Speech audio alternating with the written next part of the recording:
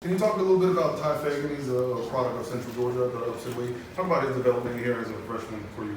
Well, it goes in stages, and the last stage we just had in the spring, he was outstanding. Improving his range, his accuracy with range, his strength certainly, competitive level when it comes to mental toughness of fighting through things and getting over the hump. He definitely got stronger, but I thought he did a lot of good things during the year. He's like any other kid. The change in the game is so drastic when it comes to the physicality of it, when it comes to the speed of it, when it comes to the level of intensity that you've got to have time and time again. And so there's always a process that goes into that. But I thought he did a really good job with that, and has worked extremely hard since he's been there. And I think he's learning the value of that work and doing even more and more on his own. And that's the next big step for him, to be that level of consistent worker, whether it's required or not, on a day-to-day basis, keep changing his body and keep understanding how important it is to not only drive and score and defend, but to make open shots and make them with range. Tom, what kind of conversation have you had with Nick lately? Of course, he's going through the process Sure. with the NBA. What kind of conversation you had? Well, I saw him. I was in Chicago Thursday and Friday supporting him there. And I didn't spend a lot of time with him, but I was there all the time that he did his things. And so it's been good. I mean, it really, being up there is more hearing from the teams. He's interviewed extremely well. I thought he did a nice job the way that he played. He's continuing to give himself real options, whether it's to stay in the draft or whether it's to come back. I don't know if a lot of that has changed. I mean, he had that going in, and now he's just going through it more. He's got more workouts with teams this week. So it's really just a situation of being supportive and taking in the information, that we're getting from the other teams, and at some point compare notes. But I'm proud of the way that he's playing, and I'm really proud of the way that he's handling it. And he's representing Georgia not only really well on the court, but how he is in these interviews with the teams, because they were seeking me out to tell me how good his interview process was. So really what it's going to come down to, does he have that opportunity to go and be drafted this year, or is probably now upwards of 5 GMs have said to me that if he stays, and give or take in this, paraphrasing to a degree, if he stays on the path that he's on and he stays on the track that he's on, he could move his way into the lottery, somewhere into that lottery in a year. So I mean, that's what they're going to have to navigate. But they're handling it extremely well. Will you have a conversation with him one more time before he makes that final I'll choice? have a conversation with him numerous times. Okay.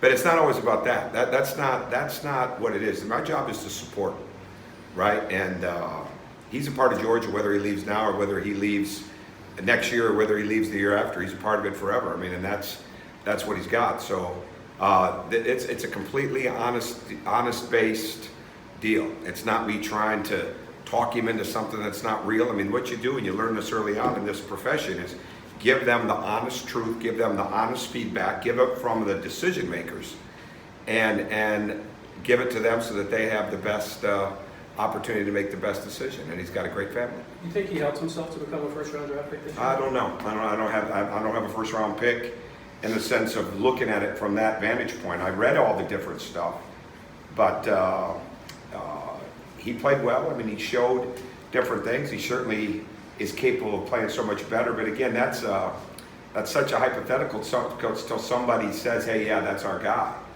And so I really don't even know how to look at it that way. But I didn't think he did anything poorly.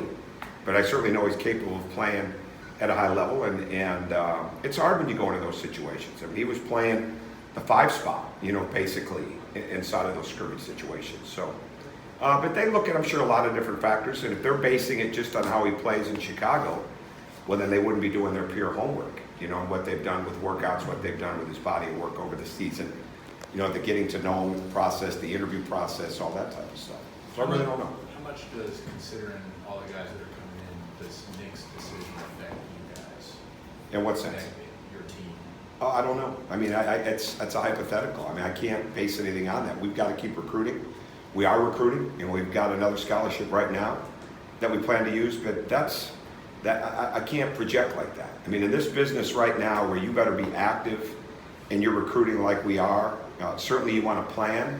But the days of planning out so far in advance, those days are gone right now. And this is going to be the way it's going to be every year. If we're doing the best we can, we're going to have guys that are up for the NBA. Hopefully every year. I mean, that means we're doing something right. But the bottom line is we can't put too much into it right now when it comes to how's it going to affect us, how's it not going to affect us. If he's back, we need to sign somebody else. If he's not back, then we need to look at what we would do with that scholarship and just see what would happen. So we're actively recruiting. I'm back there watching film now, just on the phone with one of our coaches about a player. It's constant right now, and we just have to stay. It's a fluid process, so you have to stay very flexible in it, and you do scenarios. But I haven't even done much of that right now. You know, that'll start to play itself out more once we get into the summer with the scenarios of how we're going to play and things. I know we've got to get our pace of play a lot faster than what it's been. I know we've got to take care of the ball better. I know we've got to make sure we're making more open shots, you know, and shoot the ball better. So those become things that you focus on, and as we get our team set, it'll play itself out a little bit more. But right now, it's just a matter of making sure that everybody that we have is improving the best that they can and see where it goes. You touched on this. You said you're still recruiting. You sent out a pretty intriguing tweet right after that with all the guys who signed, and you said not done yet. I think. Yeah, it wasn't. I didn't mean it to be clandestine like that. I mean, we already got. So I came back. We didn't have anything on the horizon right there. I mean, recruiting's incredibly fluid right now, more so than ever this time of year, and because you do have somebody that's in the draft process.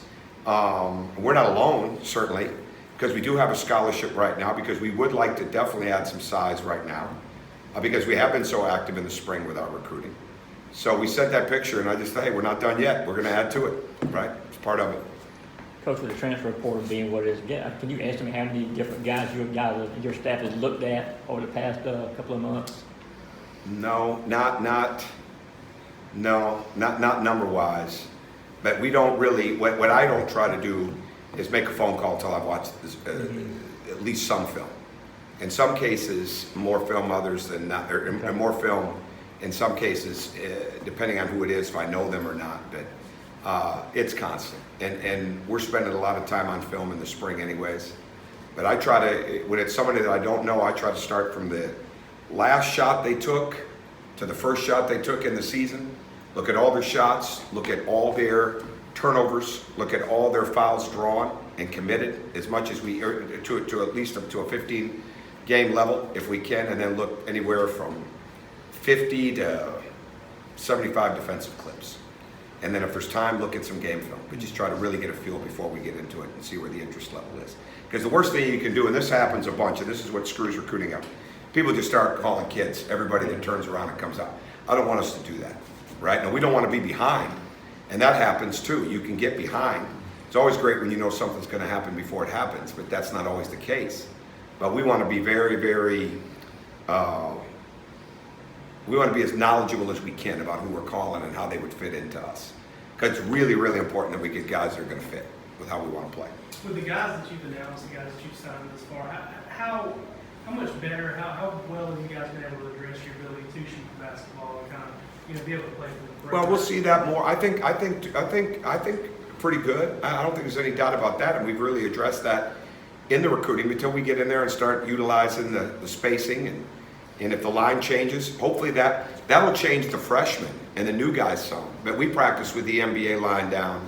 It's down permanent in our practice gym. So that hopefully, and we've spent a lot of time on range this spring in the 4.5 weeks that we had, 5 weeks that we had to work with them. So I would hope we're going to be better. We definitely shot it better in the spring, but we've got to be able to do that, obviously, in the stages that build up into the games. But there's no question we missed far too many open shots this past year. And if you've got to find ways to differentiate. We have no way to differentiate in this league if you're not making open shots. And so that being said, even with all the turnovers, we've got to make sure we're getting good looks, and we got to make sure we're knocking down more of them. Tom, you also an assistant with that ties to Atlanta. You brought in a guy that has a good defensive background, steals leader. How do you balance what you need for your staff? Was it important to look at someone that was from the region, or? It's important to get the best coach possible, and I think that's what we try to do, and for where we're at this point. And the thing I like about John is that he'll be able to practice with our team. He just turned 41 the day I saw him do some workouts with his players at Hartford, and all-time steals leader, 2-time defensive player of the year in that league, played 14 seasons, whether it be with some NBA teams as far as going to camp and overseas. the guy can still play. And I think it's absolutely what our team needs. I think it doesn't do any good to get a recruiting class if you're not going to make them better. And I think this just adds to Chad and adds to Joe and guys that can make this staff better. Amir was a huge loss because in a year's time, he affected everybody personally, affected our program professionally. He did a lot of things. That's why he's marked man to become a head coach. You know, it was just a matter of if it was going to be now or if it was going to be in the future. So with that being said, if I could have got an Amir clone, you know, I'd have done it, but there really isn't. And that's not to say there weren't other people that were good from the region, but it was more than that. It's the ability to coach it. I love somebody that's got that attitude towards defense. Gives us another region of recruiting. He's got a sister in Lawrenceville, so he's not a stranger to Atlanta. And I think it'll be good for our entire staff. He's already been spending a lot of time with Chad Dollar, and it gives Chad another region to learn. Because at the end of the day, you want to recruit to your school. Well, we're a national school. Certainly being able to recruit in Georgia is huge, but at the same time, we want these guys to become head coaches. This is the 9th guy for me that's become a head coach coming off of our staff. I want that to be for them. So Chad learns a little bit more about another region. John learns more about this region. At the end of the day, because we're a team recruiting staff, it's not, okay, you got your recruits, he's got his recruits, he's got his recruits. We're not doing it that way. You know, there's a point man, point guard, so to speak, on every recruit. But we want everybody involved in it. Because when you don't have that, that creates a lot of chaos in your staff when somebody leaves. So having people that are well-versed and have different personalities that can mesh together, I think that's a huge thing. And if we can do that and make players better on the floor, that's going to really be good for our recruiting. Last question, Ron. Go ahead, I'm sorry. New head coach Crean. I know you guys have. I'm sorry? Mercer basketball. Yeah. New head coach Crean. I know you guys have some battles when he was at Purdue. Mhm. Can you talk about him a little bit, or do you know anything? Yeah, I think he's a good coach. Yep, I know him from the Purdue days and the Tulane days. And I think he's a good coach, so I hope he does well. Thanks, Coach Green. You're welcome. Thank you.